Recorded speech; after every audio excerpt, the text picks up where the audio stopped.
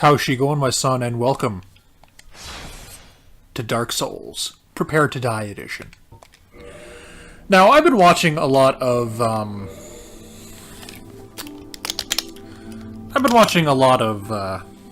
Dark Souls streamer I'm a particular fan of recently.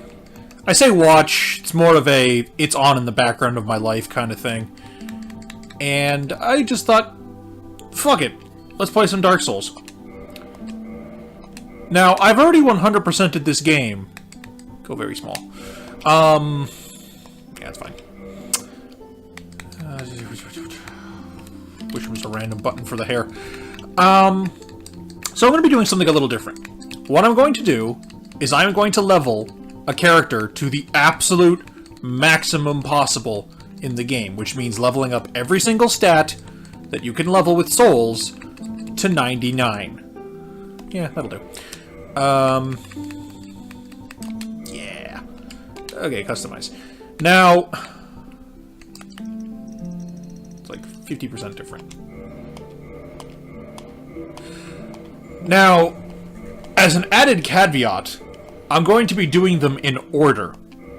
I'm not going to be doing them in a reasonable way. I'm going to be doing Vitality first, then Attunement, then... Oh god, I don't even remember what the next stat is. Yeah, it's fine. So yeah, it'll be Vitality, then Attunement, then Endurance, then Strength, then Dexterity, then Resistance, then Intelligence and Faith. This will be a pretty different run for me because, one, I normally take the Master Key and, like, sequence break stuff. Not going to be able to do that.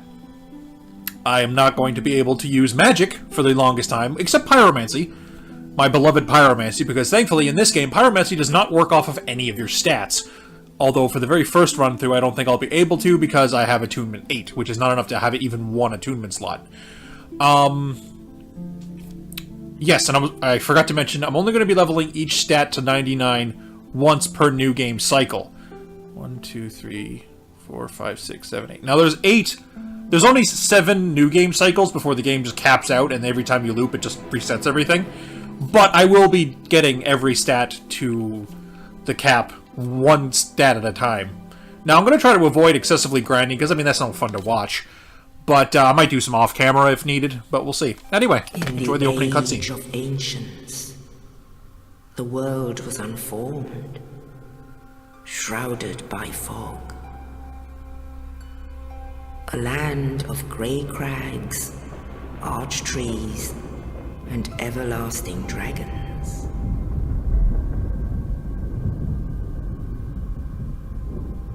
But then there was fire. And with fire came disparity. Heat and cold, life and death, and of course, light and dark.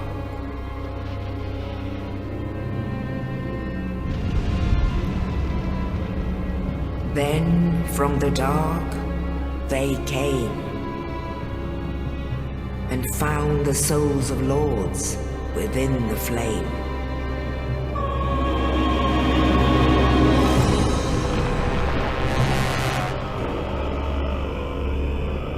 Nito, the first of the dead.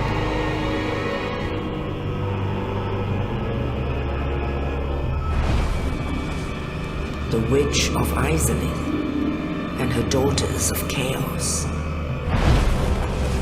Gwyn, the Lord of Sunlight, and his faithful knights. And the furtive pygmy, so easily forgotten.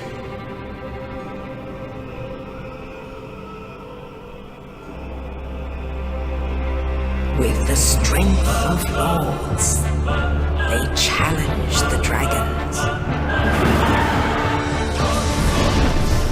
Gwyn's mighty bolts peeled apart their stone spears. The witches weaved great firestorms. Nito unleashed a miasma of death and disease.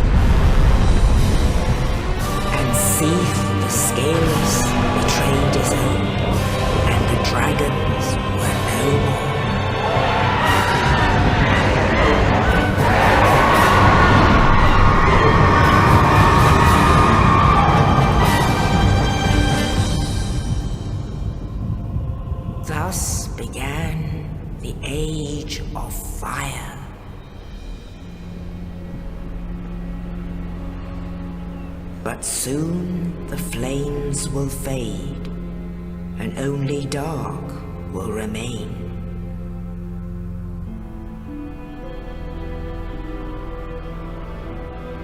Even now, there are only embers, and man sees not light, but only endless nights. And amongst the living are seen carriers of the accursed dark sign.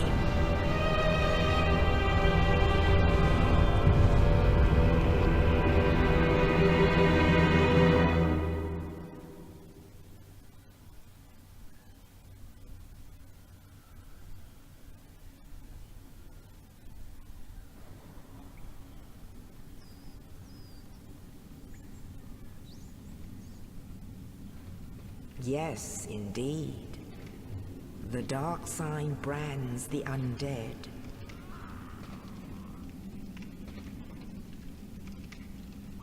And in this land, the undead are corralled and led to the north.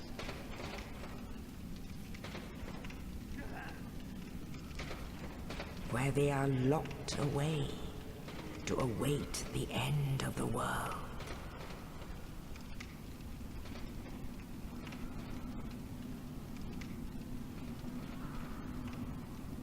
This is your fate.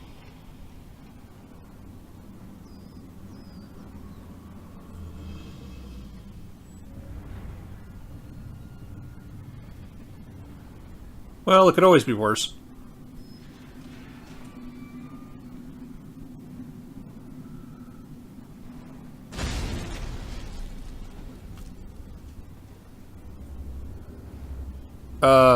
Thanks, but did you have to shove the key up the guy's ass? I mean, you could have just threw the key down. It would have been great. Oh well. And we begin. Now, I picked the warrior because of good starting stats, since I'm not going to be leveling some of the ones I need. Some of the ones I need for longest time. And, you know, like, he has, like, the second highest starting endurance, second highest starting... I think he's got the highest starting strength? Maybe? No, Bandit still has higher than that. But Bandit is also, like, 9 dex. So, with 13 in both strength and dex, if I'm correct, yes, I should be able to use most weapons. I'm going to be really reliant on fire and lightning weapons once I start upgrading stuff. Because I'm not going to be any good with magic weapons for the longest time. And I'm not going to be any good with faith weapons, like, forever. And from there, and I'm not going to have strength scaling for the longest time either, so I'm going to be really reliant on fire and lightning weapons. Unfortunately, at the very beginning of the game, you can't even really upgrade stuff, particularly if you don't sequence break. So this is going to be an interesting run. But first, all that future talk aside, we got to get out of the asylum. Get out of the nuthouse. Hello. I'm gonna go over here now. Whoa. Later.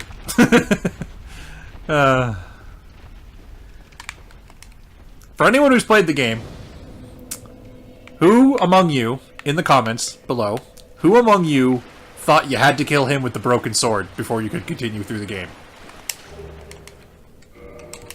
Be honest now. Because I did.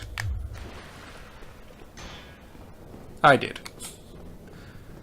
But eventually I figured out you go through the side door and skip him. And we get our weapon back. Eh, might as well keep the hilt in there. No harm. No harm in keeping the hilt in the inventory. Despite the equipment load mechanic, you have infinite storage space. You just don't have infinite equipped on your person space. Oh, hey, that's actually a pretty good drop.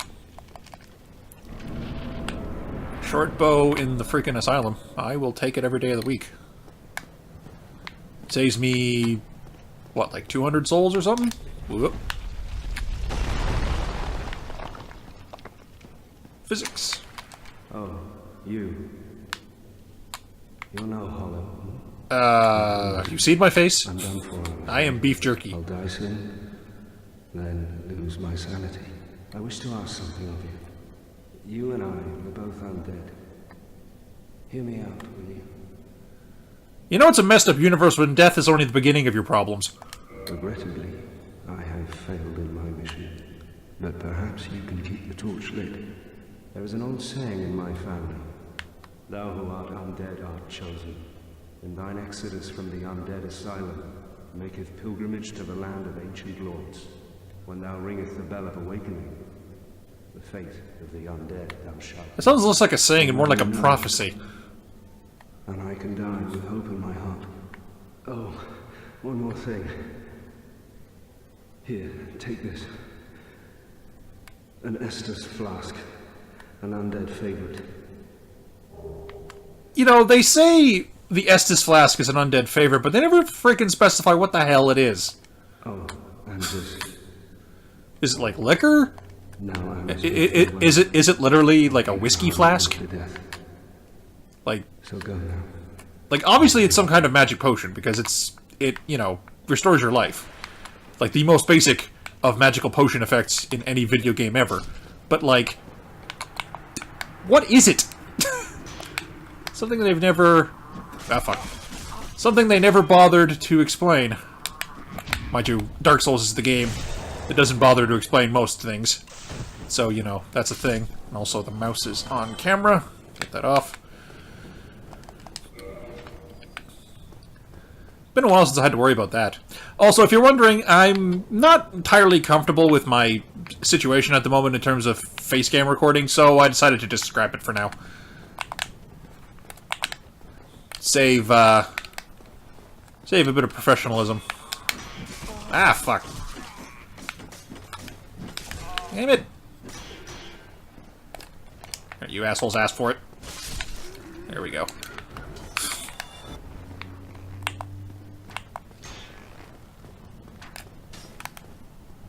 Right up the pooper.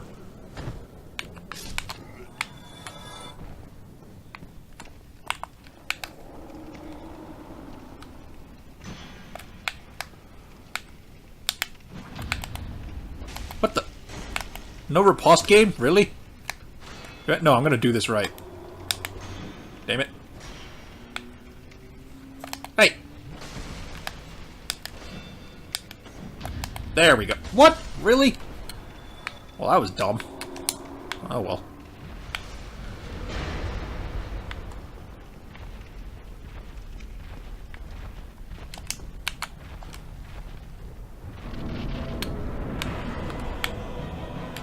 Yo!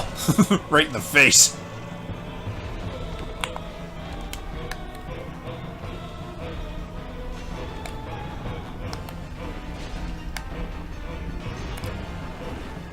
Thank you, 100% block shield. Chop, chop, chop.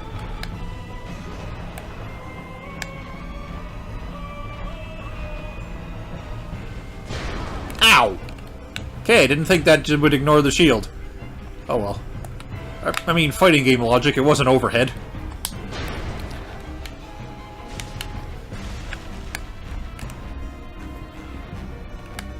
And for any of you in the know, I'm not using DS Fix to make the game run at 60 frames, even though it does look better. The game is programmed to run at 30, and I don't like the idea of tinkering with the game, you know, tinkering with the game outside of its normal parameters, particularly when it wasn't designed to be run like that. Like, if the 60 frames thing was just, hey, the game looks better, then I'd be all for it. Although, honestly, I don't mind a game running at less than 60 frames if it's meant to run at less than 60 frames. It's only when a game fluctuates between 60 and, between, like, optimum performance and, like, slideshow that I get annoyed by it, really. But, when a game is designed at 30, and its mechanics, more importantly than anything, run at 30, I don't mess with, you know, don't fix what ain't broken.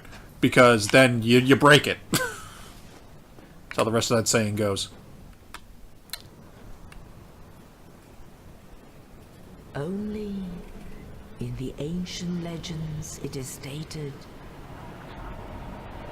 that one day an undead shall be chosen. Fun fact, those feathers are randomized.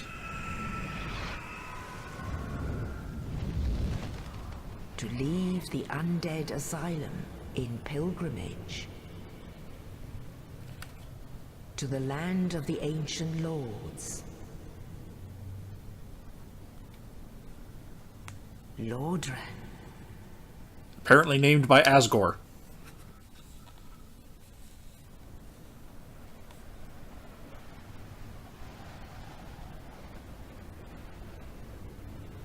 It's a pretty place, at least, if a bit dismal.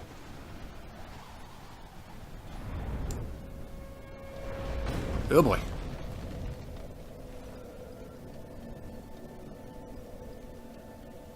Alright. We made it. Anyway, that'll be the first episode. I know we only got out of the basic tutorial area, but we had some cutscene to flip through and such. And some explanation and character creation and all that. Get off-screen message. Thank you. Okay. So, thank you all so much for watching. Twitter, Tumblr, and subscription are in the description as usual. Please engage in all three. And when subscribing, please click on the bell, as it will ensure less mouse shaking, but more importantly, it will ensure that you see my updates when they happen instead of like 3 or 4 weeks down the line when YouTube gets around to it. Dark Souls. Semi-challenge run. I know people have done crazier runs than what I'm planning on doing. In particular, the guy who beat this game with a Guitar Hero controller deserves mad praise. But I'm going to enjoy my little challenge here, and I hope you enjoy it along the ride with me. So anyway, thank you so much for watching, if I've got the right emote. Yep. And ciao for now.